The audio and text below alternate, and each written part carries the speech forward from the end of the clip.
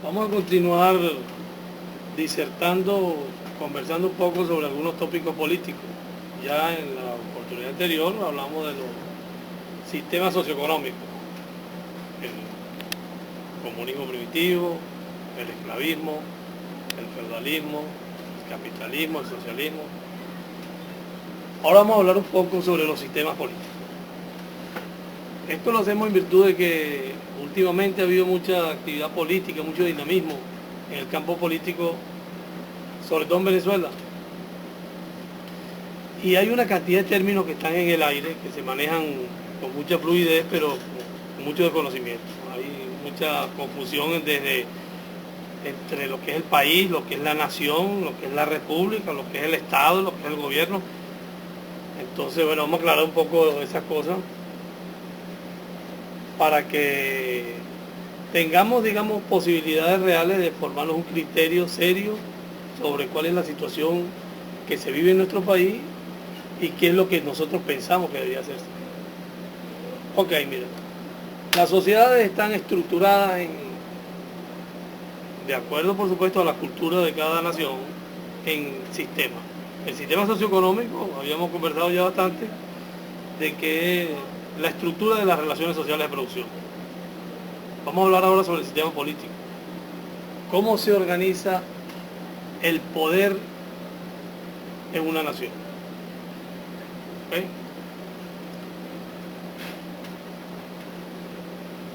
El sistema político venezolano no es el socialismo ni es la democracia, se llama la república. Es un sistema donde hay, teóricamente, división y autonomía de los diferentes poderes del Estado. ¿Qué es el Estado?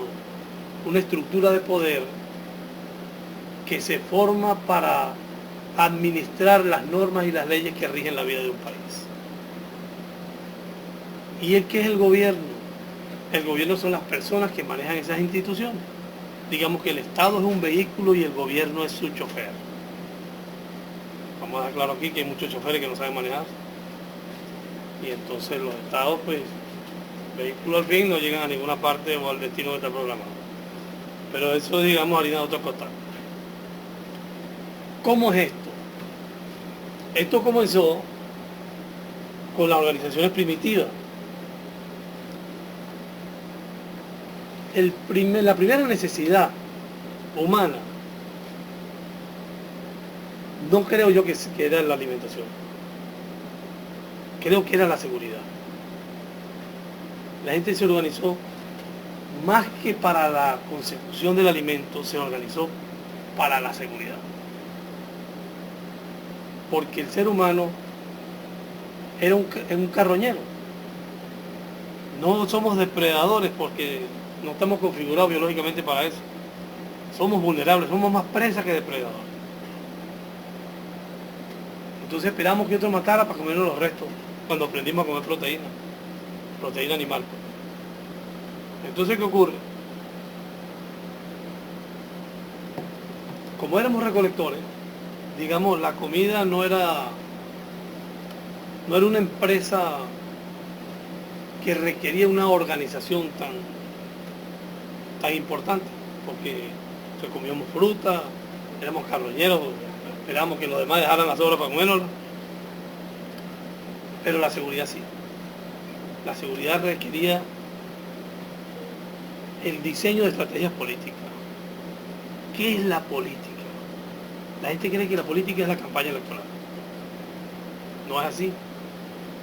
La política es el diseño de estructuras que trabajen armónica y concatenadamente para conseguir un fin benéfico para el colectivo. Vamos a darle más despacio. Son diferentes individuos haciendo labores distintas, pero que la sumatoria de todas esas labores genera un resultado que beneficia al colectivo. Por ejemplo, hay personas que piensan, que catalogan la cacería que hacen algunos chimpancés, que son depredadores también, cazan a otros monos para comérselos y otros animales, y se organizan, ponen un vigilante, ponen uno que persigue. Eso está catalogado como una acción política, una coordinación. Los seres humanos empezamos a hacer una coordinación política, a delegar responsabilidades para poder funcionar, para poder cubrir nuestras necesidades básicas. Y una de las principales era la seguridad. No solamente con respecto a otros animales, depredadores, sino también con respecto a otros hombres. Nosotros somos duros de roer, somos nuestros mayores enemigos, somos nosotros mismos. Ahora bien, digo esto porque de esa organización defensiva y agresiva nació, digamos, las primeras formas de estructura del Estado. Imaginemos esto: un grupo de familias seminómadas se están asentando en la orilla de un lago. Entonces pues llegan 40, 50 sinvergüenzas que andan procurándose pues los mayores placeres que la vida le pueda dar, arrasan con todo lo que tienen esas familias ahí, violan a las mujeres, matan a los hombres, se roban a los niños, los venden por aquel lado. Ese era el día a día de las comunidades primitivas. Entonces las comunidades auparon a sus propios violentos. Motivaban a los hombres y a las mujeres no solamente a defenderse, sino a entrenarse para eso. Y los premiaban con estatus de poder.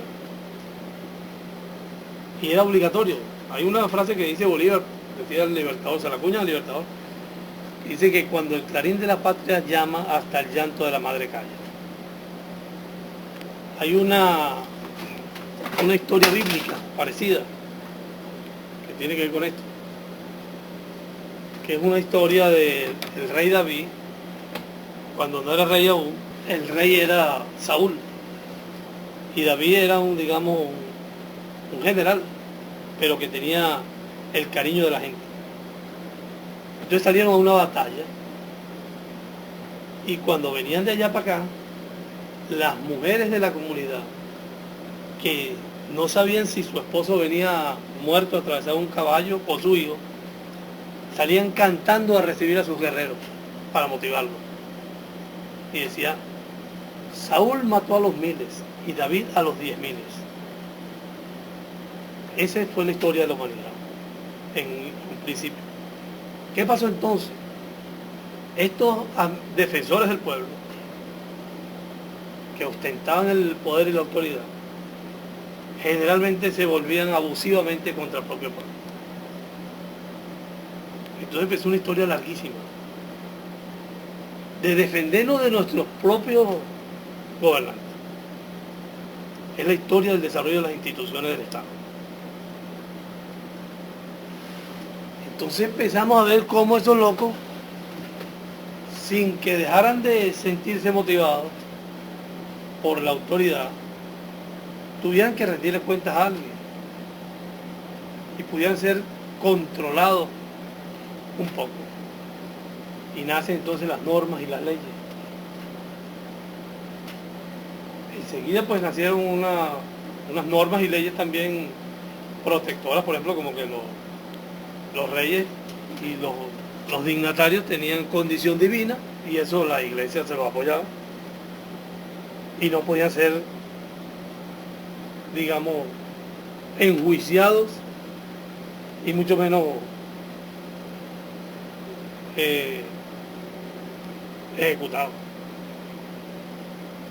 Entonces, bueno, en el discurrir del tiempo pasamos milenios en este rollo del abuso de poder y el desarrollo de las instituciones, hasta que apareció Clístenes. Clístenes era un griego. Esto se le atribuye a Pericles, pero no fue Pericles. Fue unos años, 50, 40 años antes que él, más o menos 500, 450 años antes de Cristo. Clístenes fue el inventor de la democracia. Eso es una deuda que tiene la humanidad con el pueblo griego, con la cultura griega, impagable. Cuando no hay una organización del poder, de la autoridad, todo el mundo tiene poder y autoridad. Eso se llama la anarquía. Y la anarquía es fatal. Tanto es así que nos retrotrae a los espacios más lejanos del desarrollo de la civilización humana.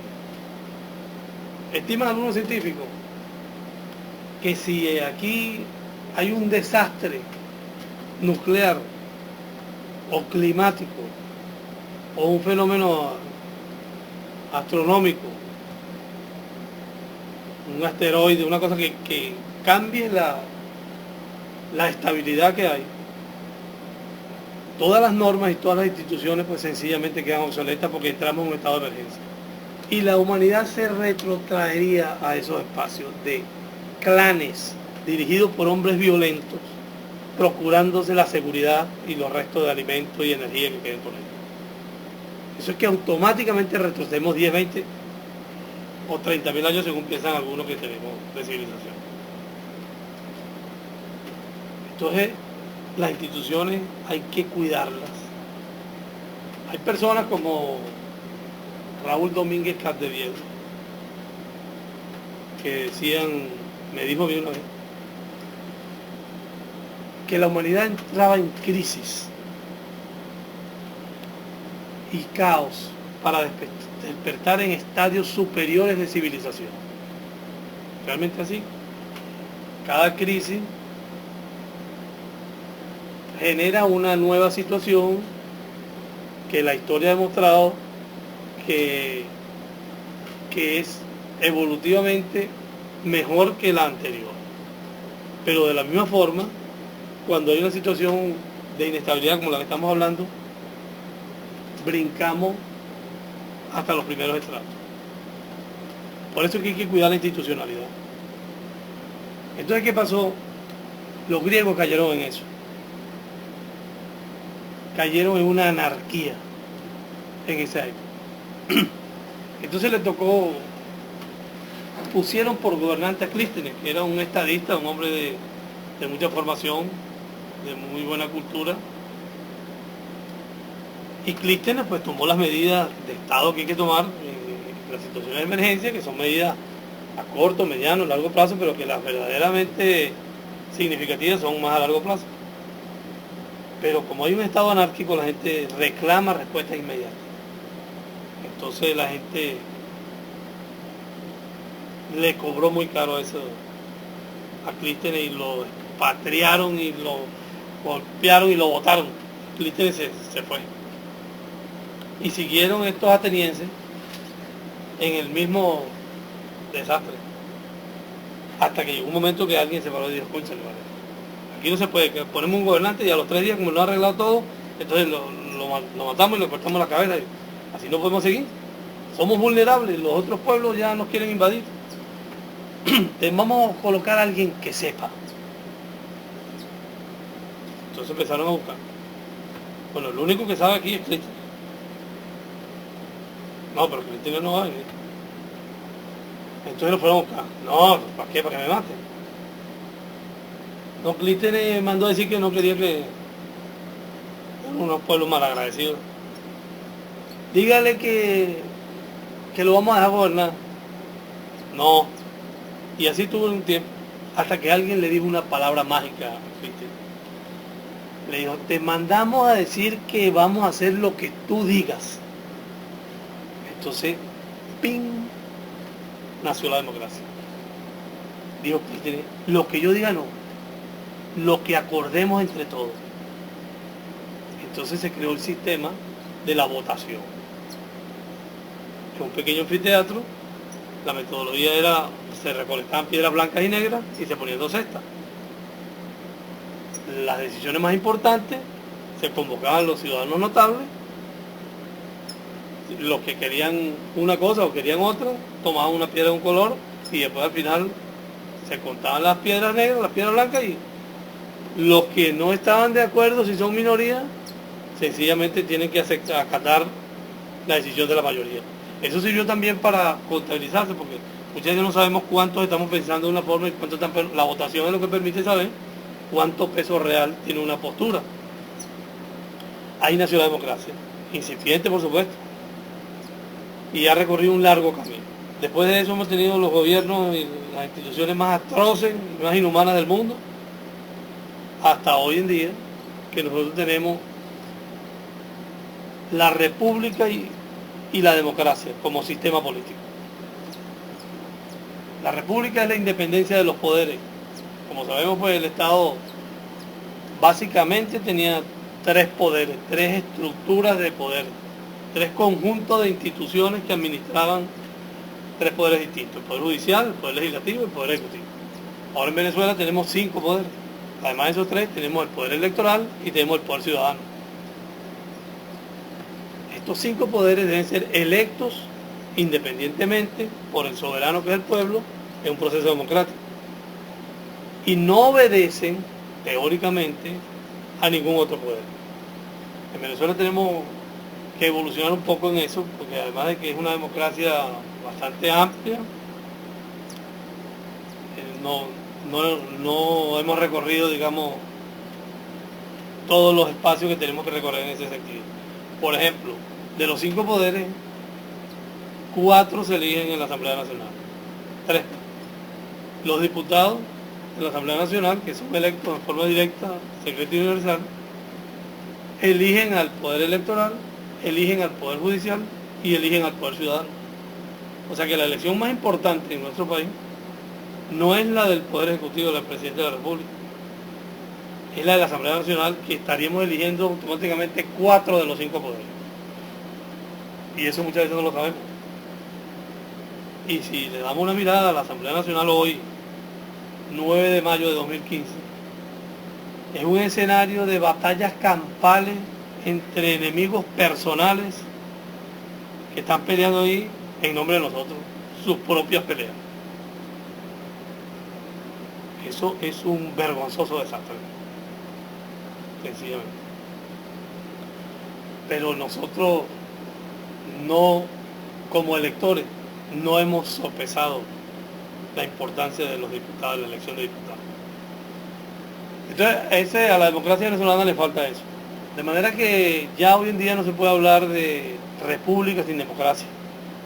Entonces, el sistema político nuestro es la república democrática. La forma de república que tenemos son 5 poderes, como dijimos, y la forma de democracia se llama la democracia participativa y protagónica. Es una democracia bastante moderna, aunque inicialmente, como todas las herramientas nuevas, sociales, no las sabemos usar bien, no la aprovechamos, viene el vicio, pero nosotros tenemos aquí, como forma de participación popular, los referéndums revocatorios, los referéndums aprobatorios, los referéndums abrogatorios, los referéndums consultivos, una cantidad de referéndums que permiten al pueblo limitar y controlar y retirar el poder que le ha dado a los administradores del Estado. Además de eso, tenemos una cosa que casi nadie le hace caso, que son los consejos de planificación de políticas públicas, donde se discute con las comunidades, teóricamente, el presupuesto del Estado cada año, y usted en su trinchera comunal puede exigir que se invierta en lo que la comunidad considera prioritario del recurso del Estado. Yo creo que nadie va para eso, en la mayoría. Pero son elementos que están constituidos, aunque no los usemos o no sepamos utilizarlos, están ahí. Y la figura del Consejo Comunal en Venezuela es una figura tremendamente útil, una forma de organización novedosa, extraordinaria, mucho más eficaz, mucho más participativa que las asociaciones de vecinos. Los principales problemas que tiene la civilización humana no se pueden solucionar sino en colectivo. No puede ningún Estado, ningún soberano, ningún rey con capa de oro puede solucionar lo de la delincuencia, puede solucionar lo de la contaminación, lo de los impactos ambientales, lo de la corrupción, lo de la educación. No podemos solucionarlo sin la participación de todos. El problema de la basura, de los desechos sólidos y de los efluentes, es muy fácil si todo el mundo pone eso.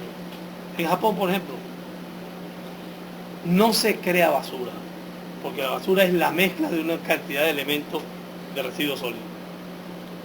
Sencillamente está obligado todo el mundo a no mezclar y a entregar por separado el plástico, el vidrio, los desechos orgánicos, y todos ellos van a lugares diferentes y todos son aprovechados. Aquí revolvemos todo eso y lo hacemos algo inútil. Y separarlo es más caro que producirlo nuevo. Entonces ellos no tienen problema de basura. Sencillamente porque cada quien pone su parte, porque si no se lo llevan preso. Así es todo. Entonces el Consejo Comunal es una institución bien moderna, que es la que está llamada y obligada a actuar en esa participación popular para solucionar los grandes problemas de la humanidad. De manera que nosotros creemos que estamos bien posicionados. Lo que tenemos un problemita de 200 años que no hemos solucionado, que es que moral y luces son nuestra primera necesidad. Todavía siguen siendo las mismas y si no estamos igual, estamos más atrás.